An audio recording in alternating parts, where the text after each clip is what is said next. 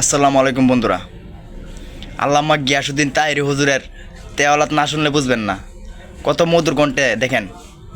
وقال طائفة من أهل الكتاب آمنوا بالذي أنزل على الذين آمنوا وجه النهار واكفروا آخره لعلهم يرجعون ولا تؤمنوا إلا لمن تبع دينكم قل إن الهدى هدى الله أن يؤتى أحد مثل ما أوتيتم أو يحاجوكم عند ربكم قل إن الفضل بيد الله يؤتيه من يشاء والله واسع عليم.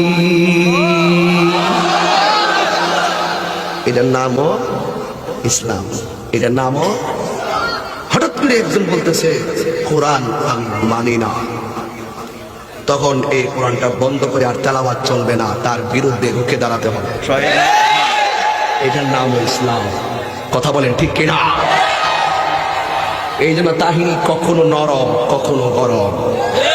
এরপরে বোয়ানবাড়ির শব্দ একটা আছে আমার নামে, বোয়ানবাড়ির খোলাপান মেজাজ গরম দিল নরম। মোরাকাবা করেন, এক জায়গায় বসে মোরাকাবা করলে চলবে না, সময়ে সময়ে রাজপথে নামতে হবে। কথা বলেন।